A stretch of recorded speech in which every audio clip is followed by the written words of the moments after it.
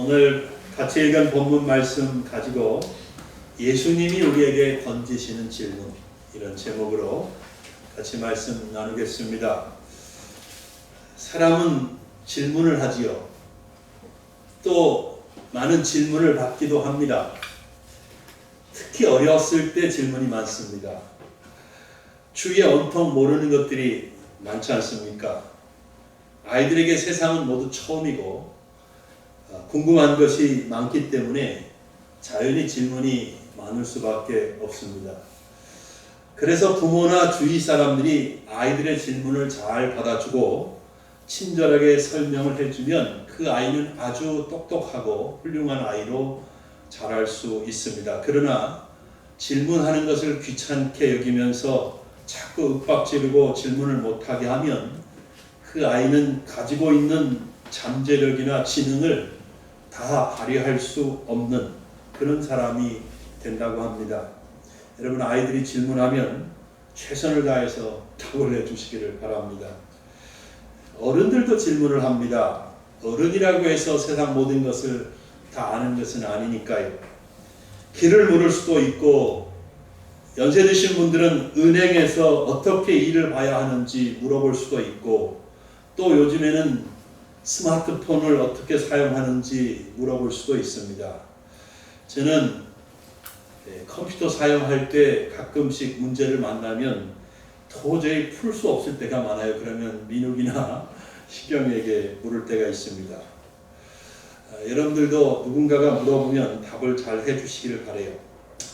그 외에도 부모님의 질문, 직장 상사의 질문, 학교 선생님의 질문 등등 많은 질문을 우리가 받으면서 삽니다.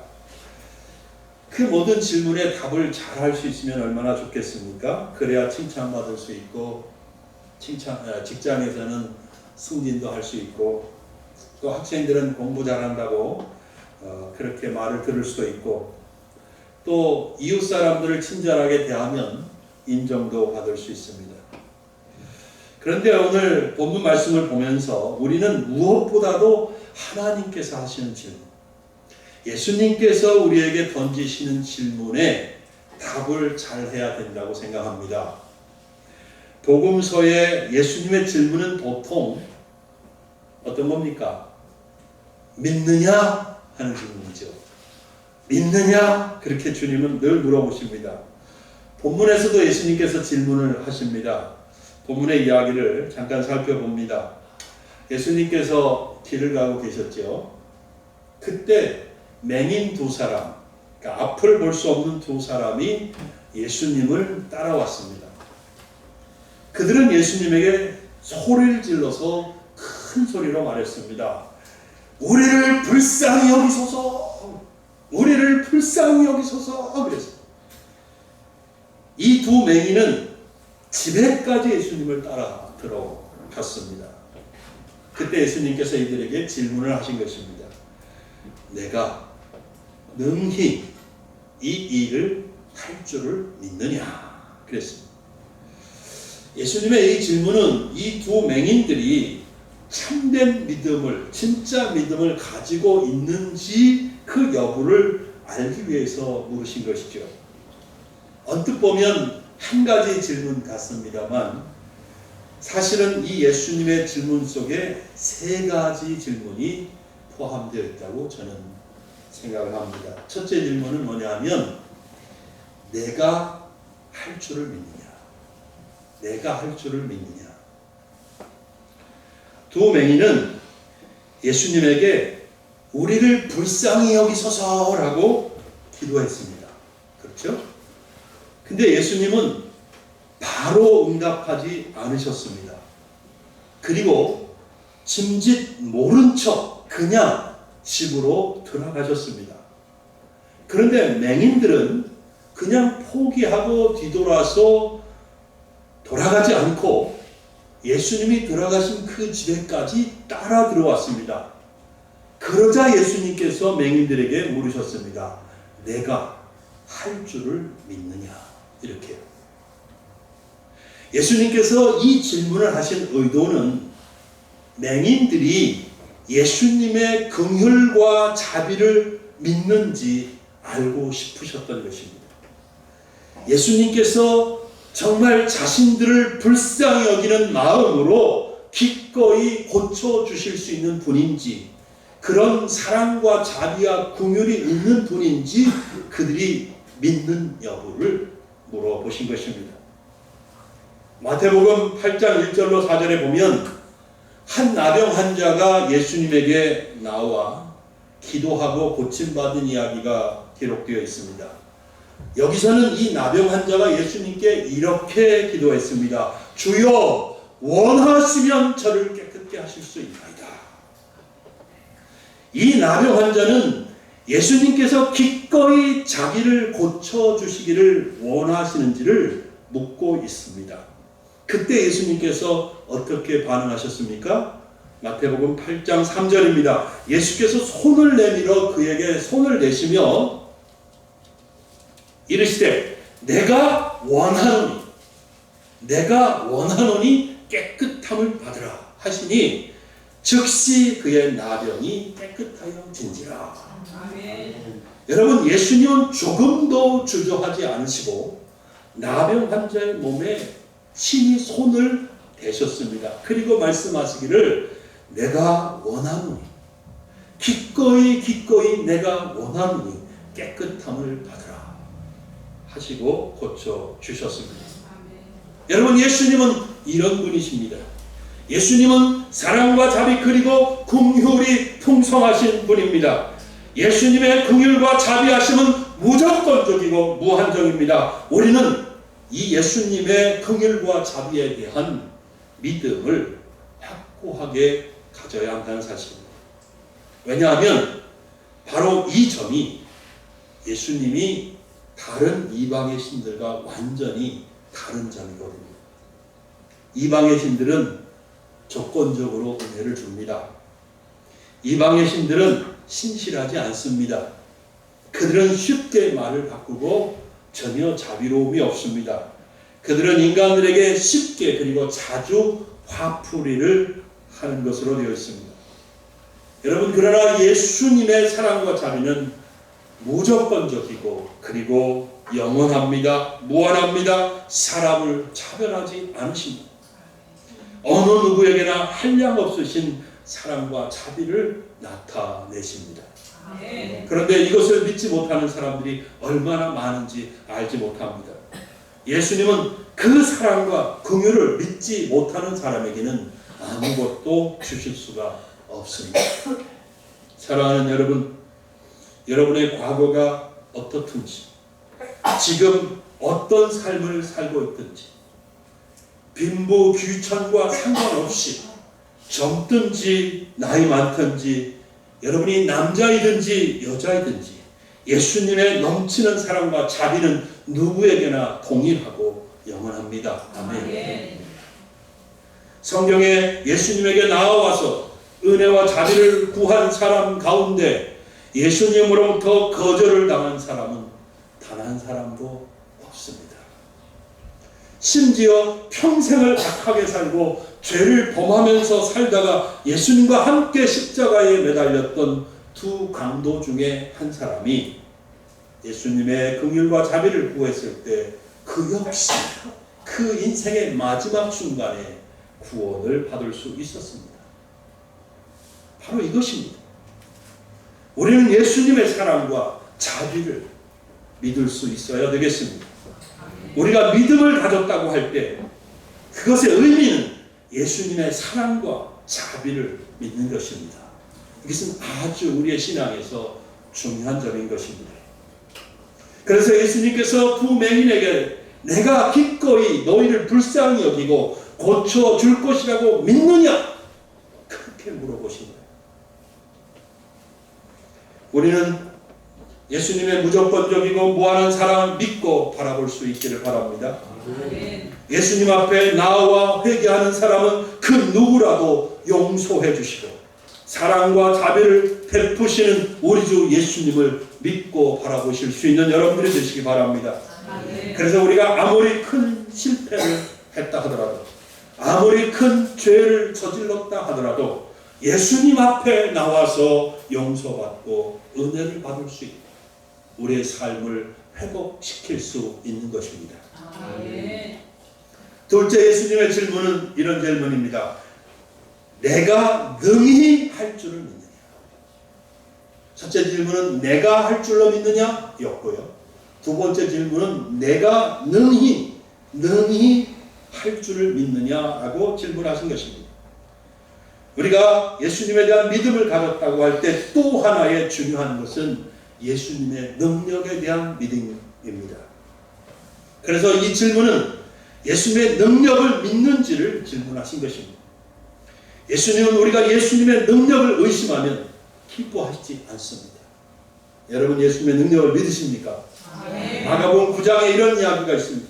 한 번은 귀신 들린 아이를 가진 아버지가 예수님께 나왔습니다. 귀신 들린 이 아이는 귀신이 역사하면 어디서든지 거꾸러지고 입에서 거품을 흘렸습니다. 그리고 그의 안색이 새파랗게 질리곤 했던 것입니다. 그뿐만이 아닙니다. 귀신이 그 아이를 죽이려고 불에도 던지고 물에도 던지는 일이 흔하게 일어났습니다. 그 아버지는 절실하고 절박했습니다. 정말 절박하죠. 아이가 귀신 들려서 막 물에도 막 들어가고 불에도 막 들어가고 하니까 얼마나 조바심이라고 두렵습니까? 절박하지요. 올 초에 우리 주영이와 함께 기도원에 매주 한 번씩 갔었는데 어느 날 설교하던 기도원 원장님이 제가 합동층 목사인 거 알거든요. 근데 그 찬송 너는 담장 너머로 뻗은 나무 이거 포도나무 이 찬양을 부르면서 저에게 춤을 추래요. 저는 정말 내성적인 사람이었거든요. 초등학교 때 소풍 가면 그 장기자랑 할 때 그 6년 동안 그 소풍 갈 때마다 앞에 나가서 노래를 해본 적이 없어요. 부끄러워서. 근데 그 많은 사람들이 삥 둘러서 있는데 저보고 춤을 추래요. 제가 추었겠어요? 안 추었겠어요? 춤을 췄습니다. 근데 그 예배가 끝나고 어떤 젊은 사모님이 저희도 합동측입니다. 그러면서 나가는 거예요. 그래서 아이고 큰일 났구나 이거. 원장님은 합동측 목사님인데 춤을 췄다고 막 또 광고를 다 해버렸네. 나중에 들으니까 합동측 목사님이 얼마나 절박했으면 춤을 추었을까. 그러면서 은혜를 받았다고 그러더래요. 그래서 감사합니다. 절박하면 뭐든지 할 수 있습니다. 절박하면 전통이 무엇입니까? 절박하면 신학이 무엇입니까? 무슨 상관이 있습니까? 절박하면 체면이 무슨 상관이 있습니까? 절박하면 그런 거 없어요. 이 아버지 너무나 절박했습니다. 그래서 예수님에게 나왔습니다. 근데 보니까 믿음이 없었어요. 그래도 아주 신락 같은 희망이라도 안고 예수님께 나온 것이죠. 그리고 기도를 하는데 이렇게 합니다. 무엇을 하실 수 있거든 우리를 불쌍히 여기서 도와주옵소서. 마가복음 9장 22절. 무엇을 하실 수 있거든 그래요. 예수님이 이 기도를 들으셨을 때 이 사람이 믿음이 없구나 이렇게 느끼신 것 같아요. 그래서 이렇게 말씀하셨습니다. 할 수 있거든이 무슨 말이냐. 믿는 자에게는 능히 하지 못할 일이 없느니라. 아멘. 예수님은 귀신 들린 아이의 아버지에게 예수님의 능력을 굳게 믿을 것을 요구하시는 거예요. 할 수 있거든? 예수님 말씀은 이런 뜻입니다. 내가 할 수 있는지 없는지 의심하느냐? 의심하지 말아라. 의심하지 말고 믿어라. 내가 믿으면 너에게 불가능한 일은 없다. 이렇게 말씀하죠. 아멘.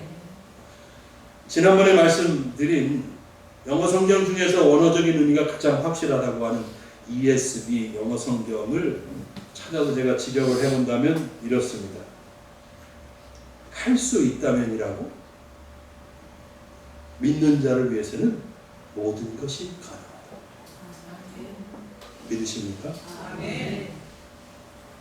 이 말씀의 의미를 정말 이해하시겠습니까? 예수님께서 믿는 자를 위해서 못해 주실 것이 없다는 말씀입니다. 누군가 정말 참 믿음을 갖고 있다면 예수님은 그 사람을 위해서 무엇이든지 불가능한 거 없이 다 해줄 수 있다고 말씀하시는 겁니다. 사실 우리 성경도 다시 잘 읽어보면 믿는 자를 위해서는 예수님께서 능히 하지 못하실 일이 없다는 뜻으로 읽혀진다는 사실이에요. 예수님께서 이렇게 말씀하시자 아이 아버지가 소리질러 이렇게 말합니다. 내가 믿나이다. 나의 믿음 없는 것을 도와주소서. 사랑하는 신림소망교회 성도 여러분, 많은 사람들이 예수님의 능력을 믿지 않습니다. 기도하면서도 의심합니다. 여러분들은 예수님의 전능하신 신적인 능력을 믿으십니까? 사람들이 예수님을 믿지 못해요. 그런데 왜 그럴까요? 그 이유가 무엇일까요? 그들은 예수님을 자기의 지식과 경험 그리고 상식 안에서 바라보기 때문입니다. 사람들이 성경의 기적을 믿지 못하는 이유도 바로 그것입니다. 저는 왜 사람들이 전지전능하신 하나님을 그대로 받아들이고 하나님이니까 신이니까 전지전능하신 분이니까 그냥 그대로 받아들이고 그대로 믿지 못하는지 모르겠습니다. 왜 하나님을 자기 수준으로 끌어내려서 이해하려고 하는지 저는 잘 이해가 안 돼요. 전능하신 하나님 그대로 그 하나님을 내가 받아들이고 믿으면 되지 않습니까? 왜 내 한계 안에서 내 지식 범위 안에서 내 상식과 경험의 그 테두리 안에서 그 아주 제한적인 그 범위 안에서 하나님을 이해하려고 합니다. 그러니까 못 믿는 거죠. 그렇기 때문에 사람들이 예수님을 믿는다고 말들은 하지만 저는 그들 중 상당수의 사람들이 사실은 예수님을 진짜로 믿지 않는다고 생각합니다.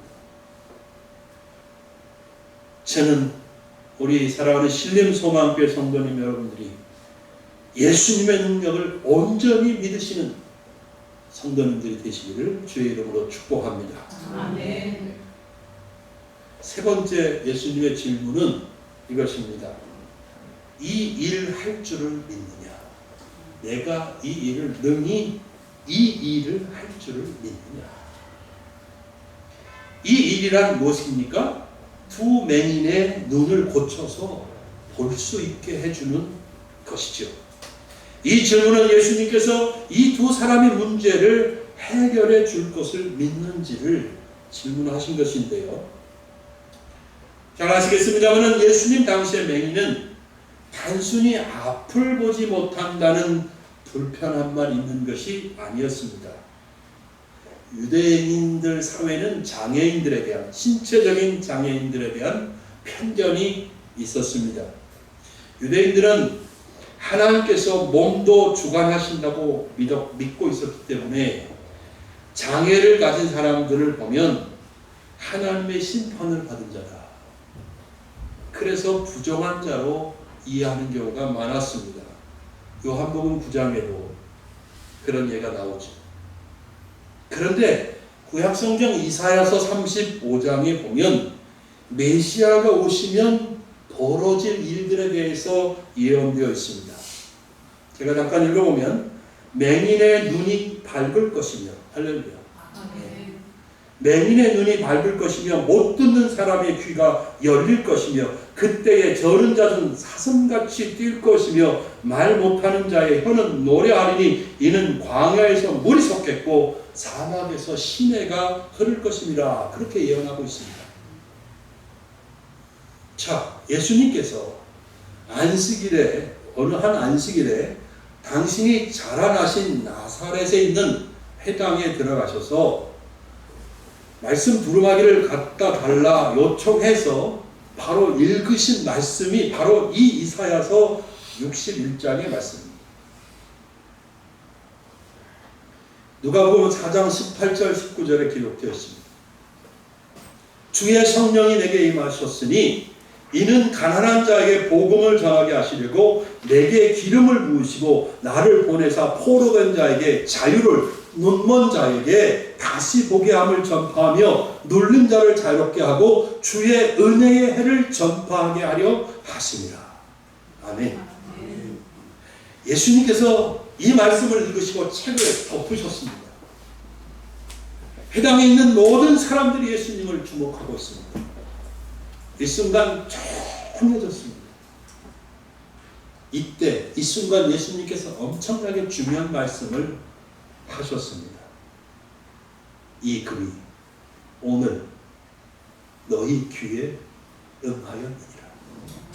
예. 여러분 보세요. 그래서 복음서에 보면 정말 예수님께서 사역하실 때 눈먼 자가 눈을 뜨고 못 듣는 자가 듣게 되고, 그죠? 못 걷는 자가 걷게 되고, 그런 이적과 표적이 계속 일어나지 않습니다. 그러니까 예수님께서 오셔서 이 사역의 예언이 성취되었다는 말씀인 것입니다. 예수님의 사역을 보면 말씀드린 것처럼 눈먼 자가 눈을 뜨고 귀머거리가 듣게 됩니다. 걸을 수 없던 사람들이 걷습니다. 죄로 인해 그 무엇인가에 의해 묶여있던 사람들이, 갇혀있던 사람들이 해방됩니다. 그러므로 예수님께서 내가 너의 눈을 뜨게 하는 일, 바로 그 일을 해줄 것이라고 믿느냐라고 물으신 것은 내가 나를 메시아로 믿는 믿음이 있느냐라고 질문하신 것이나 마찬가지인 거예요.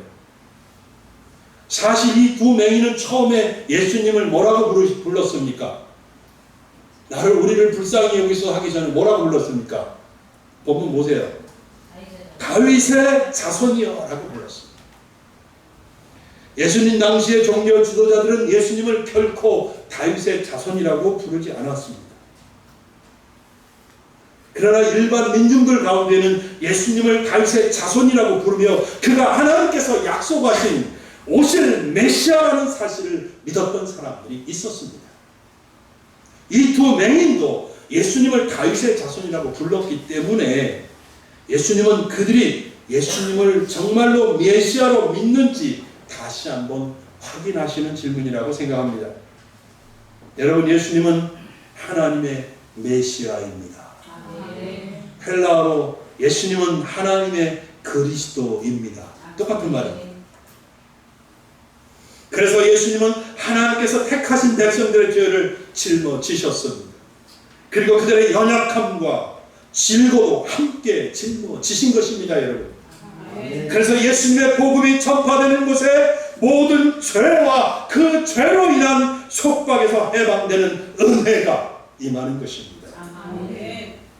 모든 육체의 질고와 억압과 속박에서 해방되는 역사가 일어나는 것입니다. 그리고 사람들에게 참 기쁨과 평강이 임하는 거예요.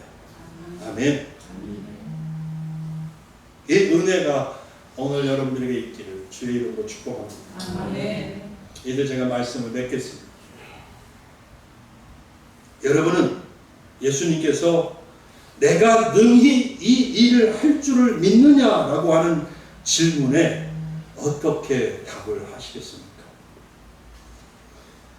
우리는 앞을 못 보는 맹인은 아니지만 우리도 역시 메시아이신 예수 그리스도의 긍휼과 은혜와 자비가 필요한 사람들 아니겠습니까?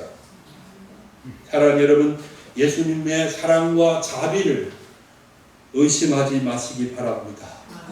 여러분이 여러분 자신에 대해서 어떻게 생각하든지 상관없습니다. 여러분이 여러분에 대해서 생각하는 것과 상관없이 여러분을 향한 예수님의 사랑과 자비는 무한무궁합니다. 의심하지 마시기 바랍니다. 그리고 예수님의 전능한 능력을, 뭐든지 다 하실 수 있는 능력을 믿으시기 바랍니다. 예수님은 예수님의 능력을 믿는 사람에게 해주실 수 없는 불가능한 일이 없다고 말씀하셨습니다. 믿는 자에게는 불가능이 없습니다. 믿는 자에게는 모든 것이 가능합니다, 여러분. 또한 우리는 무엇보다도 예수님께서 우리의 죄를 속죄하시고 우리를 죄에서 구원하시고 영원히 자유하게 하시는 나의 유일한 구세주, 메시아 그리스도이심을 믿어야 되겠습니다. 아멘. 이 믿음이 있는 자는 자유케 됩니다. 아멘. 이 믿음이 있는 자는 해방됩니다. 이 믿음이 있는 자는 속박에서 질고에서 벗어나게 되는 것입니다. 아멘. 주님을 믿는 여러분에게 이 은혜가 있기를 주의 이름으로 축원합니다. 아멘. 기도하겠습니다.